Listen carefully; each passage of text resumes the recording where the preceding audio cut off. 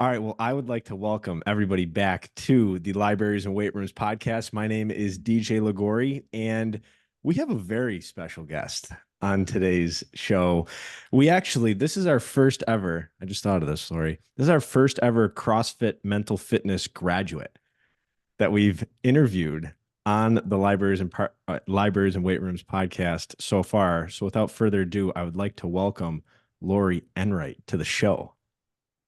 Thank you. Glad to be here.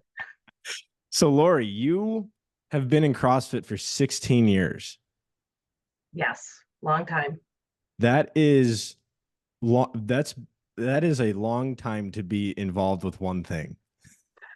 It's kind of an addiction, but I mean, when it happened, when I joined CrossFit, there was only one CrossFit gym in the greater Rochester area, and my brother was doing it in Atlanta, and he told me about it, so I wanted to try it out. After that was the year I ran a marathon. So I had done a marathon, and I'm like, I want to do something different. Mm-hmm. And in all honesty, I thought I would like ace the CrossFit thing. And admittedly, That's good. did not ace it. So I've been working at CrossFit for 16 years, maybe in a bit of a ebb and flow. You know, sometimes I'm getting better, and sometimes maybe there's a little bit of, do I really need to do that anymore? Mm-hmm. Well, that's the beauty of CrossFit, right? Is it's a very humbling activity at times, right? Yes. Yes. The more you do it, the more things you know you need to work on. Yes, exactly. And so Laurie and I met at Brickyard CrossFit, right? And A so, and you're great still, gym. yep, awesome gym, Rochester, New York. So shout out to Jason, Jess, and Lisa over at Yep. Brickyard CrossFit. Yeah, they were the ones who actually got me involved with CrossFit. So I have a Yeah, special place in my heart for Brickyard. I do too. Every day. Special. Yes, they're good people over there. So, all right, so here's where I want to start our conversation today, Laurie. I want to talk about hard things. Okay. And I want to talk about the importance of having hard things in our life, because I'm hard pressed to say that we probably don't like having hard things because they're hard, yet they serve a really good purpose, right? And they're important to actually experience and get through them. And so I wanted to start today's conversation to ask you, why is it important to experience hard things? I think it's important because I don't, I kind of feel like in this life, we're supposed to continue to grow. And I don't think you grow unless you're challenged. And so, and a challenge means you're doing something that you're not used to doing or you're not comfortable doing.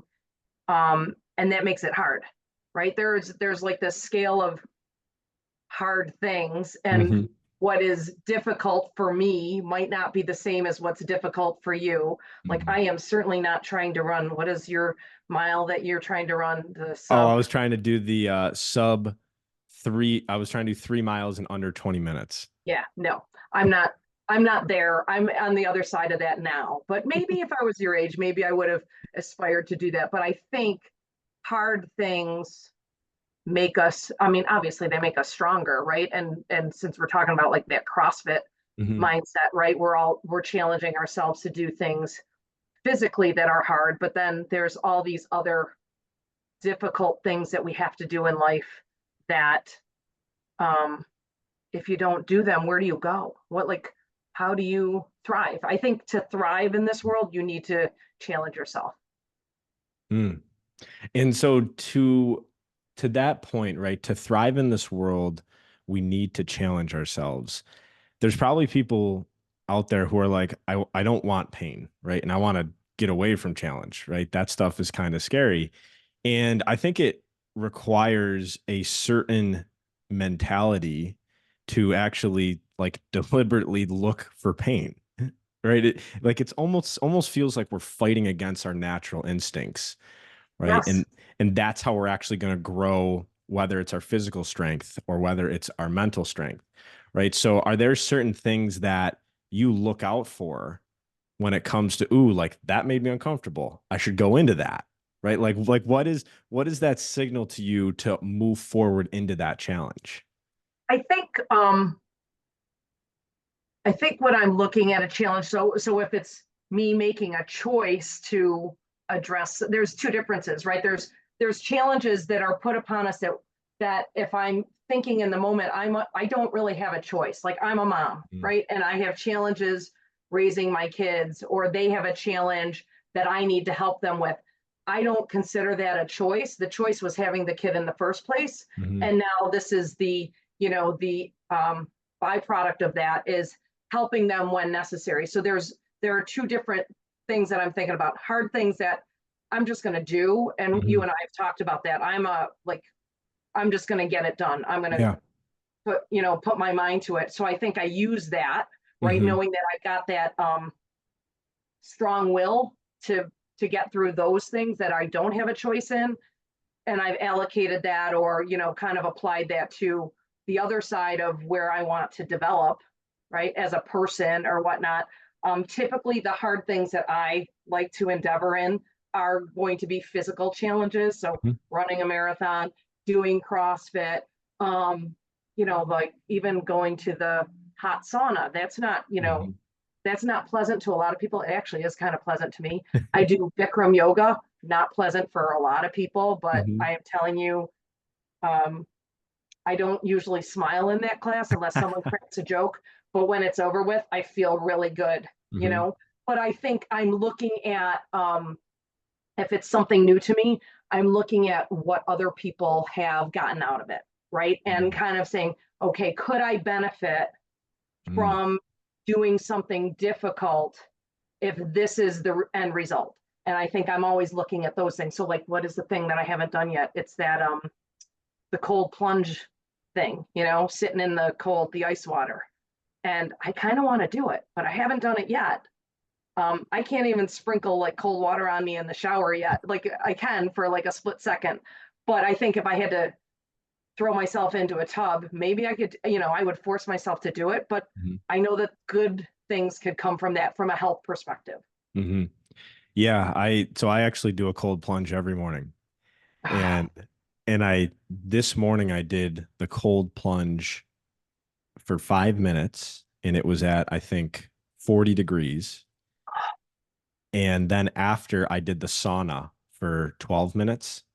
Okay. And when I was in the sauna, I did not sweat at all because my body was still so cold. And I didn't even realize it until I got out of the sauna and I was like, I'm completely normal right now. And Mm. it was like this weird feeling because I've done the sauna after workout and I sweat like crazy. Mhm. And now going into the cold plunge prior, it was this really, decreasing your core temperature. Then you get Right. into this sauna and it's like it was trying to raise it. And then I just got Right. back to normal. Did you do the cold plunge after working out? I did do it after working out. And I've heard to do it Do it before. before, right? Yeah. Can you do that and let me know? You want me to Because do it before? yeah, and I want to know the results because then it'll be part of my research before I do it myself. Oh, so you want me to be the guinea pig of the Yeah. testing Well, subject you've here. already tried it a couple times, so just try it at a different time and let me I know. I'm a firm believer like the cold plunge is actually a great, I think, segue into like deliberately doing Right. Hard uncomfortable thing. things, right? And I've heard, right? I mean, I think obviously a lot of us have heard that there's tons of health benefits to the cold Right. plunge, Right. right?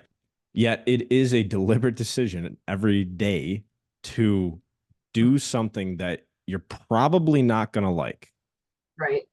right? It's going to be painful, Right. it's going to be annoying, and it's going to cause a lot of thoughts flowing around in your head. Like today, I put my hands under.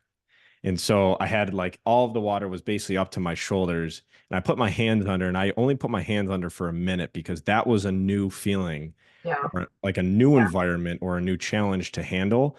And I could Yeah. only really handle it for about a minute. Right. Yeah. Yeah. So I think it's kind of it's almost like we have these challenges, we do them, we get through them. And I love what you said about what have others gotten out of this challenge, Huh. right? Almost like, oh, they got that. It's like, I wonder if I did this, could I get that too? Mhm. Right. Yeah. And I think that's very motivating. I mean, if you think about, I think the world of CrossFit, and I know we're not just talking about CrossFit, but Mhm. that's our connection, right? The world Yeah. of CrossFit is filled with strong-minded, um, not always reasonably, reasonably minded, but strong-minded adults that Hmm. are that are challenging themselves, right? So we do um, pay attention to what they're doing, and there's certain people that you want to model yourself after, or you see maybe them getting certain results that you are desiring of your own, right? So Hmm. but it's a community environment. I think I feel like uh, there's a difference between just going with the flow because everyone else is doing it, Hmm. and actually thinking about it and saying, okay, I do want to do that. I mean, we had in our group of friends at the gym, there are, when I mentioned Bikram yoga, a few of us do Bikram, and a bunch of us are like, heck no, there is no way. Like, I am not putting myself through that. But it doesn't mean they're not strong in other areas. You know what I Hmm. mean? We all kind of have those things, and I kind of know the space that I'm in, right? And Hmm. the things that I think would benefit me, and like the yoga thing benefits me from a mindset perspective Hmm. too. And that's so cold plunges, you're doing that for like 5 minutes. Bikram is 90 minutes of a hot room, and and being in poses that I am not anatomically able to do with effect, like I'm not the person they're going to photograph doing these poses, but I accept that, and Hmm. I just keep trying, right? And it's a practice. That's the other thing, right? Like, those are the challenge is a practice. It's not a um Mm, I like that. like like like is mastery really mastery? It's really, you're getting better at things, but you're not ever, I don't think, you're never, okay, I'm done. I am the best person I'm ever going to be. So I'm done. I'm like, I don't have any other challenges. I have Mhm. nothing else to aim for. And I kind of feel like that's the point of doing hard things, is like feeling like there's got to be another carrot to reach for, or there's Mhm. got to be some other goal to achieve. Otherwise, is life really meaningful if you're not like trying to do something new and different? Yeah, when you said that, Lori, it kind of gave me chills a little bit, kind of thinking through the challenges that we actively pursue. And along those journeys, there's going to be smaller challenges, Yes. and there's going to be pain. And I've heard, right, pain is inevitable, but suffering is optional. Right. Right. And so, like, it's going to be hard. Like, there's going to be some hard things, yet that's actually why we do it. Yeah. Right. We, And we you're going to do get it. something out of it, right? Yeah. Like, you have to reflect on, okay, I might not have liked that, but I got through it. You and I have Mhm. talked about that. That's my kind of my attitude. I'm going to get through it. I know that, right? Yeah. And there's going to be some kind of growth that comes from that. Hmm. Whether it's a calmness of your mind, right? Or, like the sense of achievement, this, like like the CrossFit Open, right? I'm Hmm. in an older age bracket, and admittedly, CrossFit expanded the qualifications for quarterfinals to be in the top 25%. That might have helped me, but I kind of achieved that in a as a goal that I set for myself in the beginning, saying I just like to kind of see where I can, where I land amongst my peers. And Hmm. that, I don't think the Open was all that fun. So, Hmm. but but there was growth there, right? Yeah. I can do single arm snatches and burpees and get through 15 minutes of that and be done with it.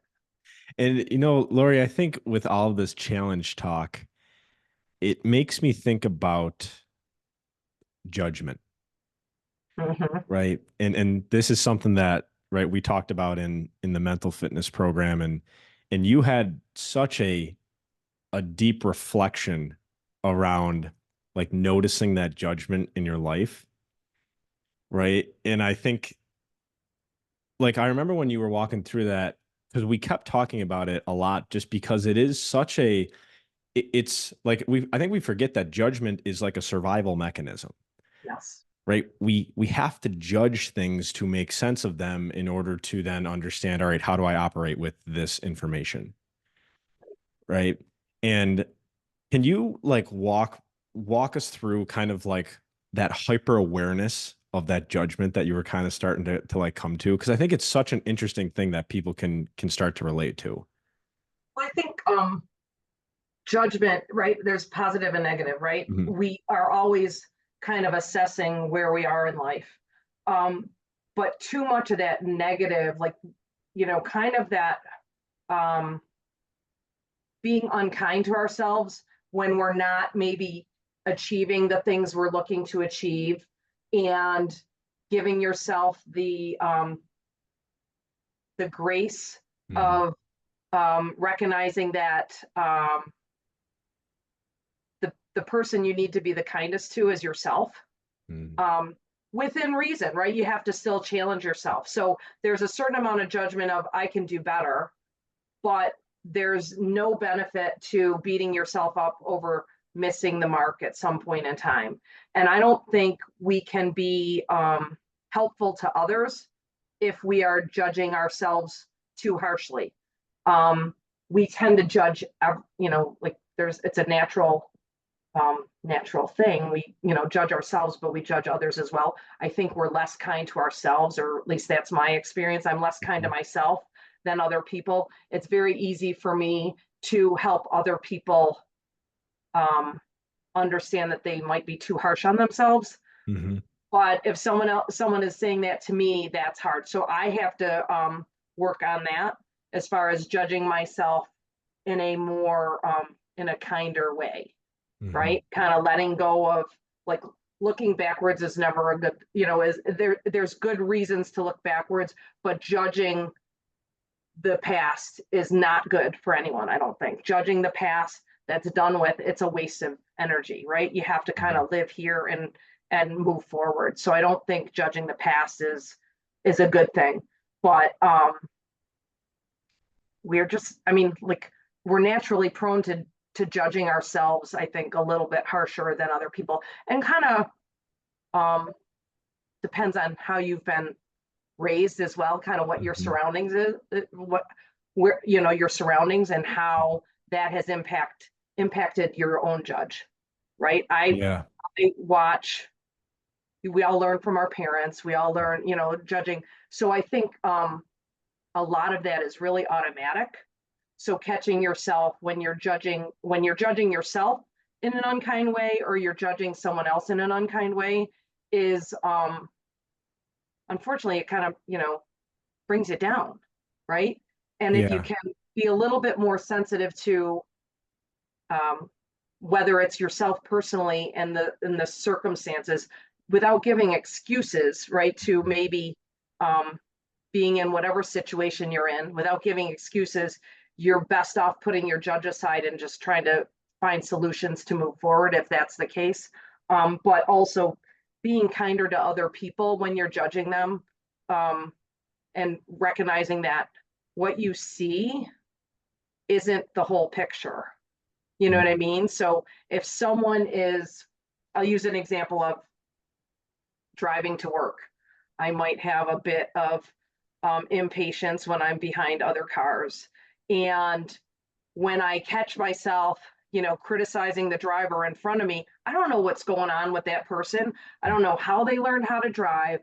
I don't know what their day is like, don't know what their life is like. And is it really necessary for me to kind of get angry and judge them for the fact that they don't use their blinkers or whatnot? Like, it Mhm. doesn't, does it benefit anyone? So if Mhm. you can catch yourself in that, it's like, okay, then, you can have a more peaceful drive to work. But it's, I think when I am less judgmental of others, then I need to extend that to being less judgmental of myself. So I think my exercise is trying to be kinder to other people and less judgmental. And then I say, okay, Laurie, if you can be less judgmental of other people, why not try to be less judgmental of yourself? And I think when I get there, at those moments, that makes calms me down and makes me feel better. Yeah. Yeah. It's a it's such an interesting behavior that we seem to all participate in, where we treat others so kindly, yet we're really hard on ourselves. And I think you made a couple really good points there, right? To an extent, right? If I'm late to work 15 times in a row and it's like, oh, I'm not judging myself. It's like, well, no, let's make a change here. Right, Right? right, Like right. let's figure out how to do a little bit better job here.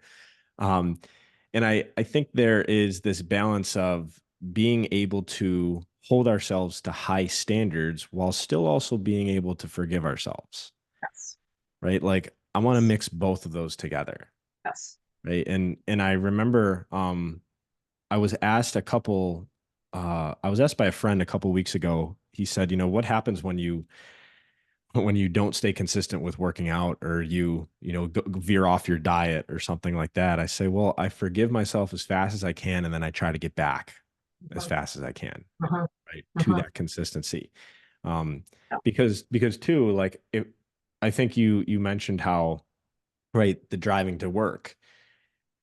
If we allow other circumstances in our environments and people and things to dictate how we feel, boy, that's exhausting, yeah, yeah. right? That's The, exhausting. the whole idea of um, overemphasizing things that you cannot control Mm,,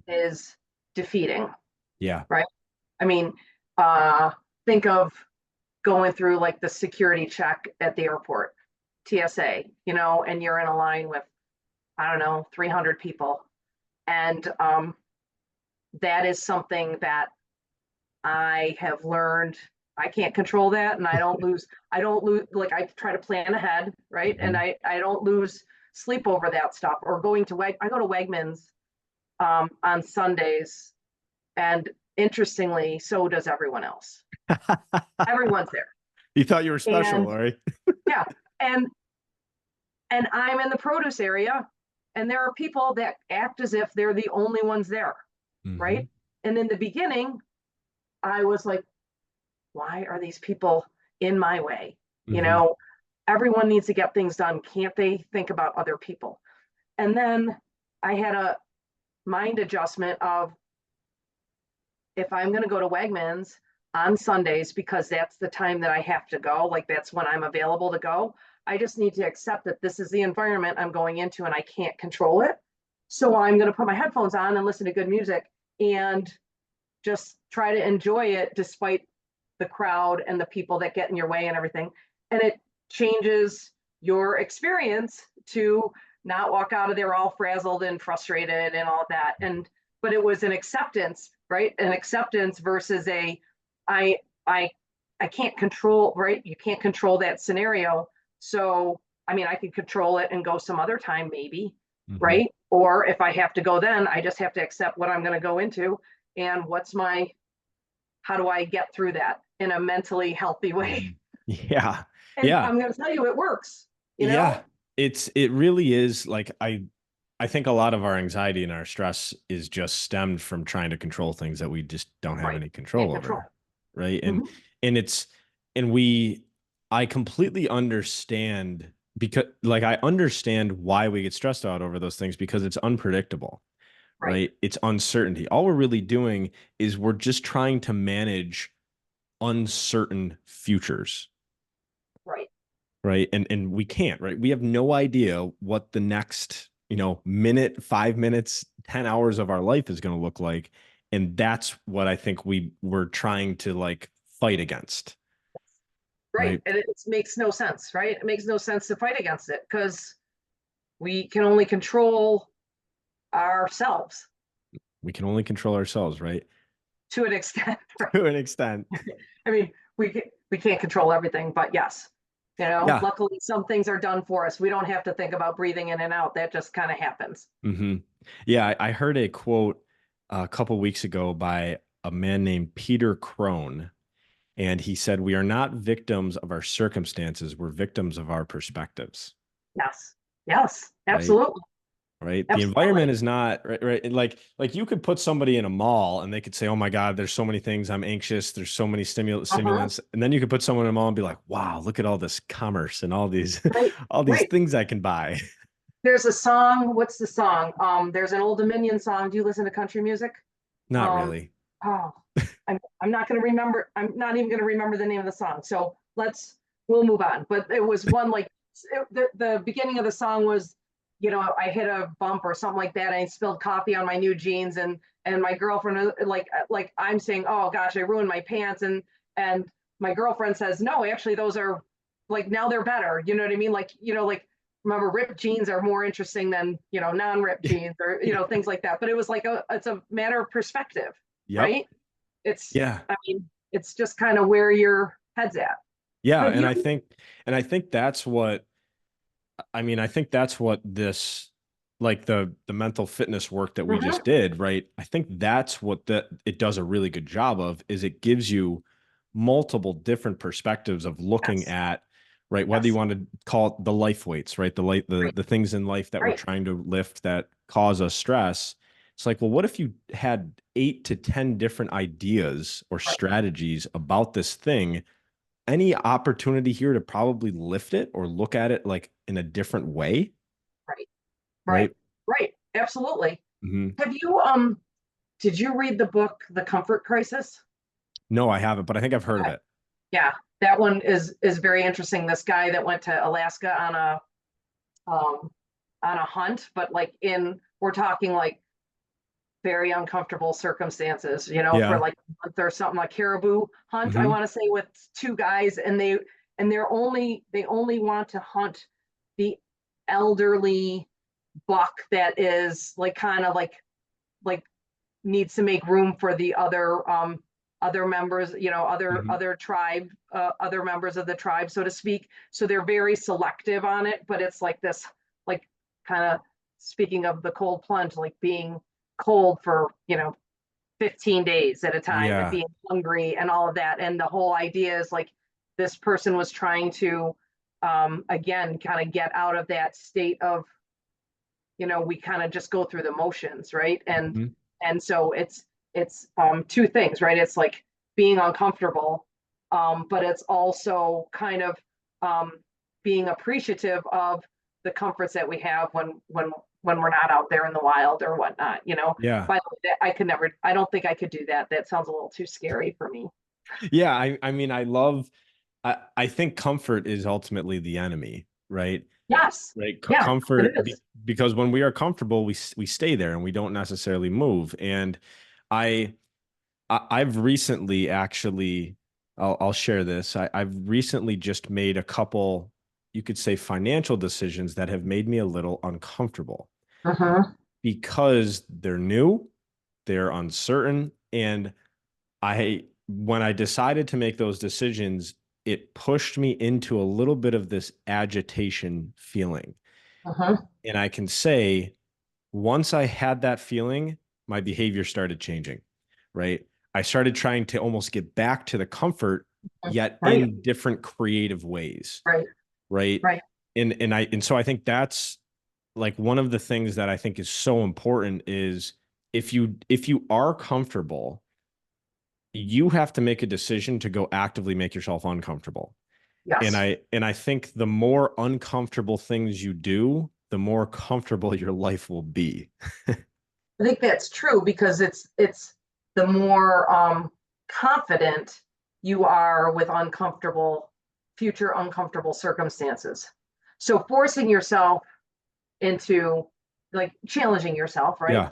Forcing yourself to do something new, or to um, like last year I went on a vacation by myself, um, in a city, or like a beach in a city community, but it was just me.